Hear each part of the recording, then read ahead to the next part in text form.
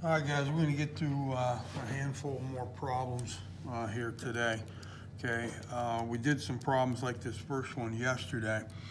Okay, and again, remember, okay, don't hesitate to use Desmos, okay, or your graphing calculator, okay, to take a look at these guys, okay, because sometimes having a visual of what they look like, okay, will help out. Okay, now I know this guy, okay, we are going to have some asymptotes here, just like I talked about earlier in the year, and I talked about yesterday in the videos, and we are certainly going to see a whole bunch later on in the year about asymptotes. Okay, so I know if I set 2x plus 1, the denominator equal to 0, gives me x equals negative 1/2. So there is no way that negative 1/2 can be in the domain, okay, because it would give me 0 in the denominator.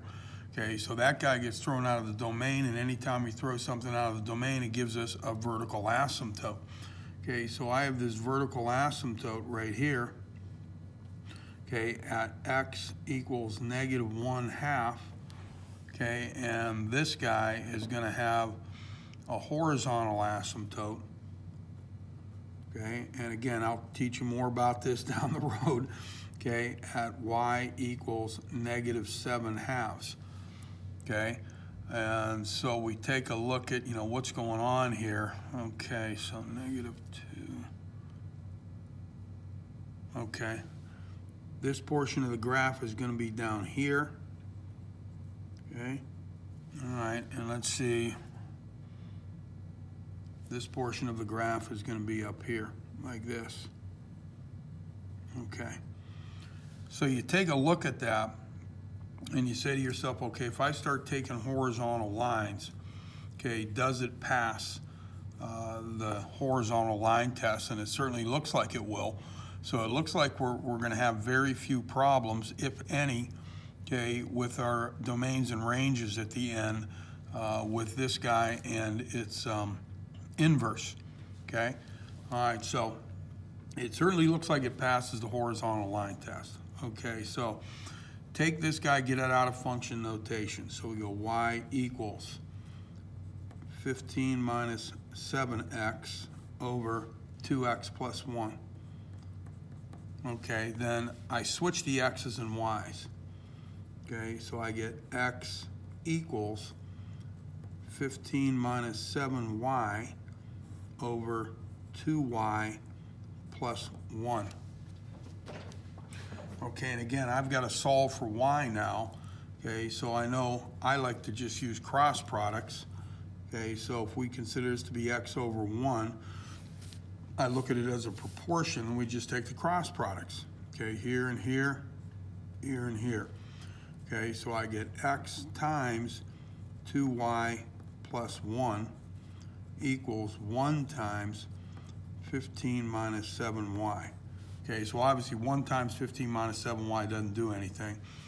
Okay, now I know I have to get the terms with y together so I can factor it out as a GCF. So to be able to do that, I got to distribute this x and get rid of these parentheses.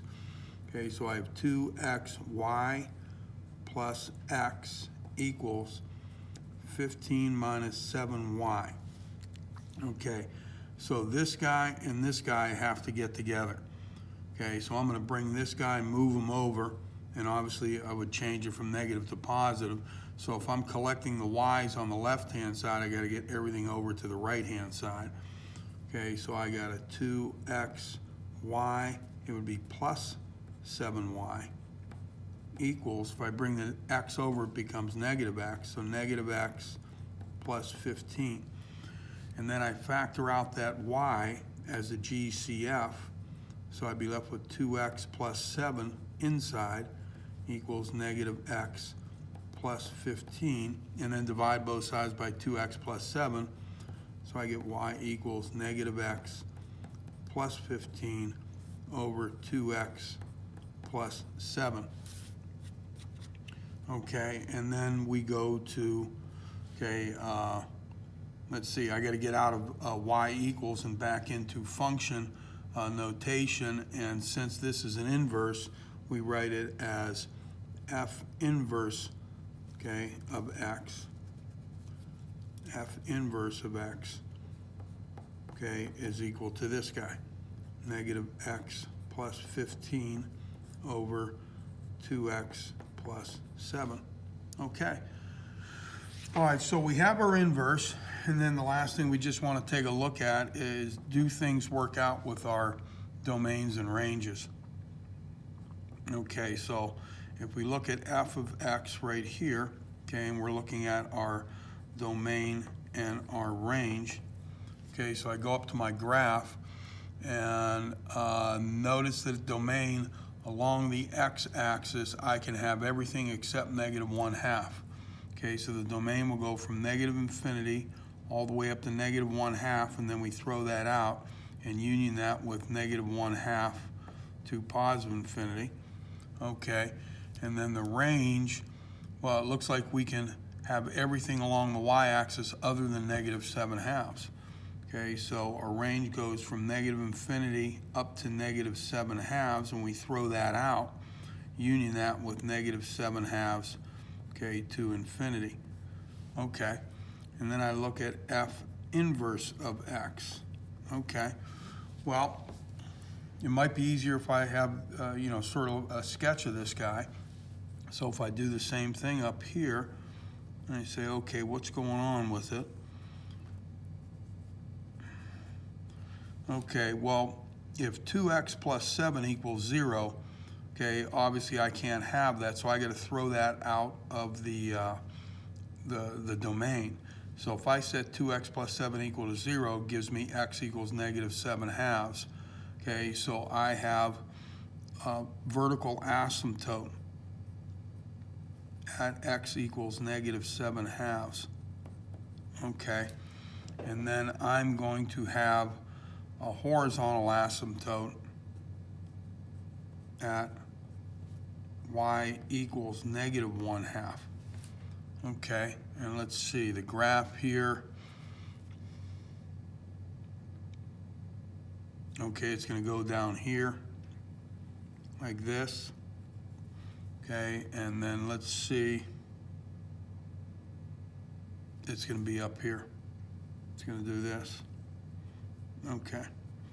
All right, so if I look at that domain and range, okay, of my inverse function, it looks like along the x-axis, everything's included other than negative 7/2. Okay, so we go from negative infinity to negative 7/2 and throw that out, union that with negative 7/2 to infinity. Okay, and then the range, if I look along the y-axis, it looks like it can be anything other than negative 1/2. So we go from negative infinity up to negative 1/2 and throw that guy out and union that with negative 1/2 to infinity like this. And then we take a look. The domain here, is it the range down there? Absolutely. And the range here, is it the domain down there? Absolutely. So everything works out nice and clean on that guy. Okay, obviously that doesn't always happen, okay? All right, so let's see what we got going on this guy. All right, the square root of 5x plus 1. Okay, so let's see. All right, so if I had the square root of 5x, it would look just like this, y equals the square root of x, except it would just get up here quicker, okay, because of that 5. Okay, so if I add something on the outside of that, it's going to move it up 1. Okay, so this guy is going to start, okay, at 0, 1 on the y-axis, and it's going to do this. Okay, so you take a look at your horizontal line test, and it certainly looks like, okay, things are going to be okay, and it passes the horizontal line test. So we should have very little problems, if any, okay, with an inverse. Okay, so it looks like it passes the horizontal line test. Okay, so let's get it out of function notation. Okay, and so we write it as y equals the square root of 5x plus 1. Okay, then we switch the x's and y's. Okay, so this becomes x equals the square root of 5y plus 1. All right, now I have to solve for y. So I got to move the 1 over.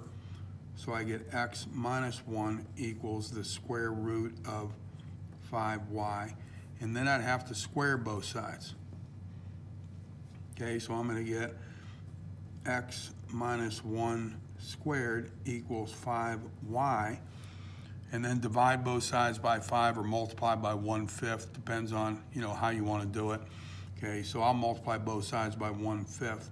So I get 1/5 times x minus 1 squared equals y.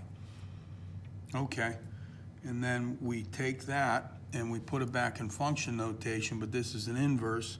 So we say f inverse of x equals 1/5 times x minus 1 squared, like that.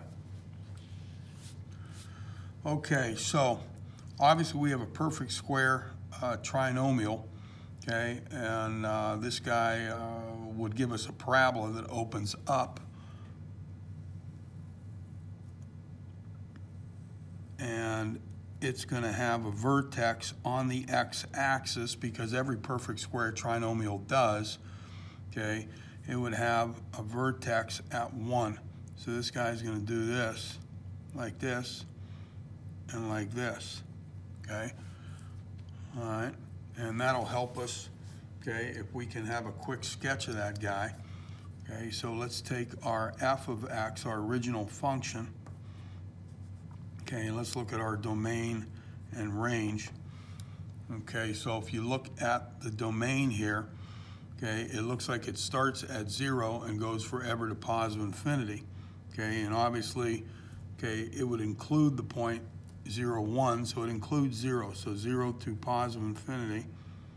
Okay, and then if we look at the y-axis, okay, well, it looks like it starts at 1 and it includes 1 and goes forever to positive infinity.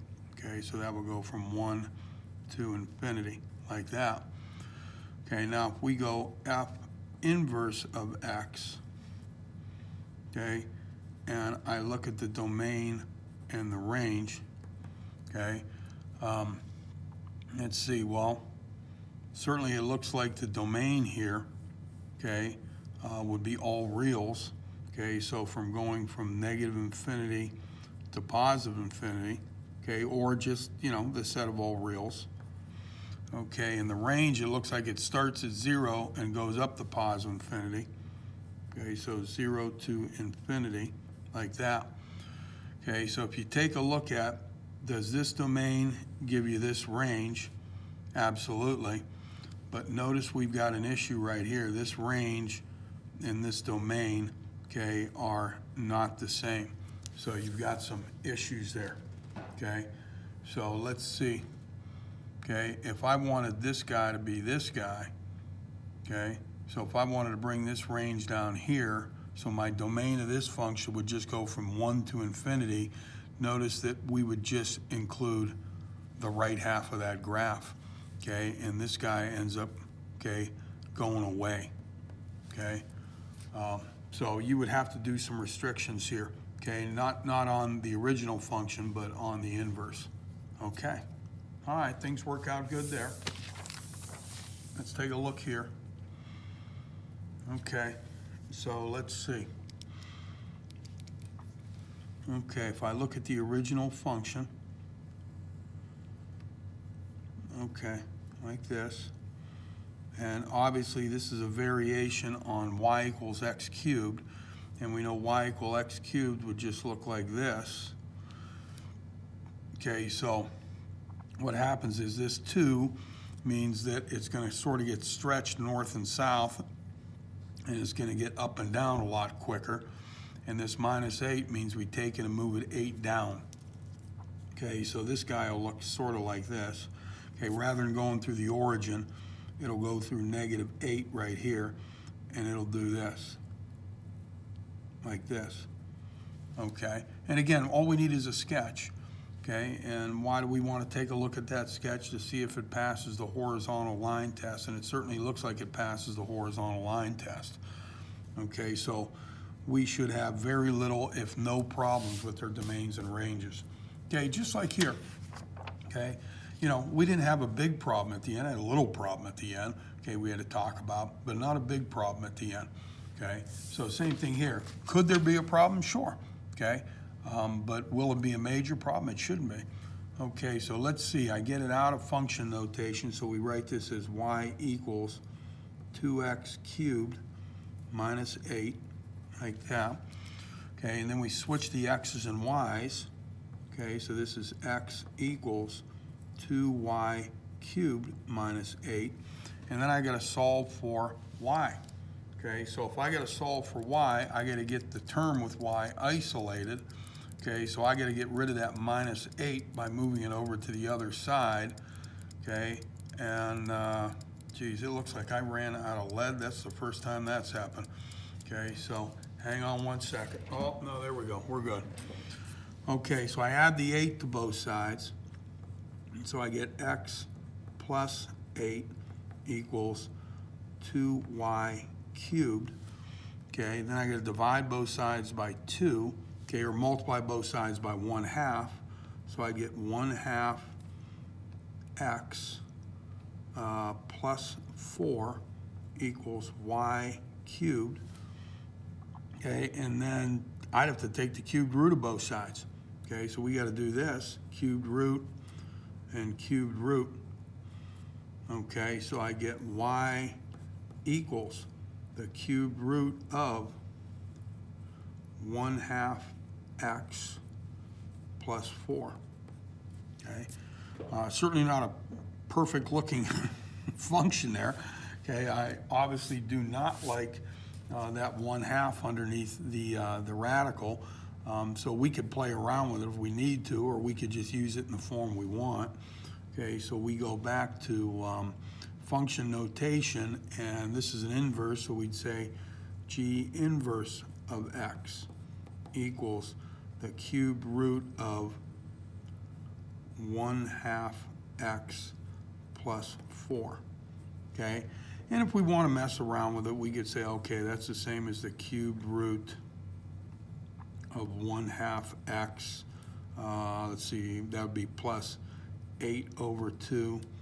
So we get the cubed root of x plus 8 all over 2. And then I'd have to multiply, okay, by the cubed root of, let's see, what would that be? 2 squared. Okay, the cubed root of 2 squared. Okay, so if we did all the stuff we've been working on, I'd get g inverse of x would end up being, let's see, it'd all be over 2. And so I'd have the cubed root of, well, 2 squared is 4, so it'd be 4x, okay, plus 32, okay, like that. All right, so whether you're looking at it like this or looking at it like this, okay, we certainly can use either or. Okay, there's no doubt about that. Okay, so let's see what's going to happen here. Okay, with this graph.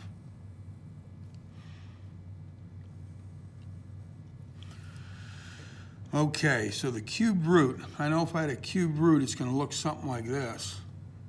Okay, and remember, we can take an odd root of a negative number.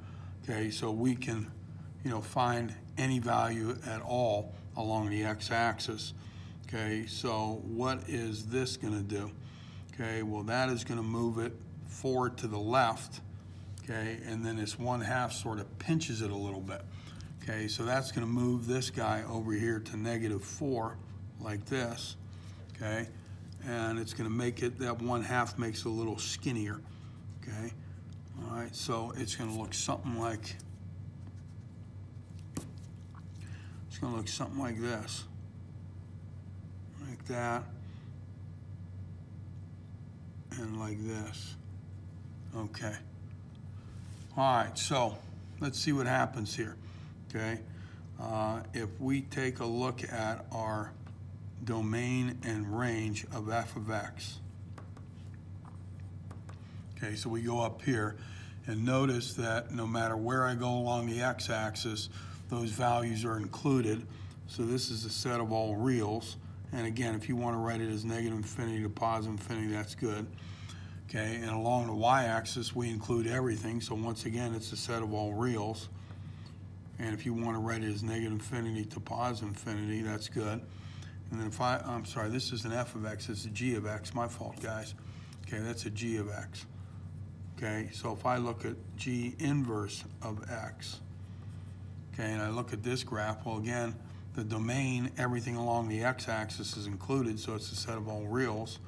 And the range, everything along the y-axis is included because this guy keeps going and keeps increasing. This guy keeps going and keeps decreasing.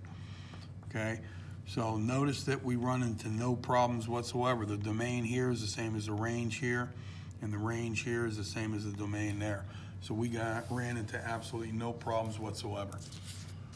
All right, that'll wrap it up for this video.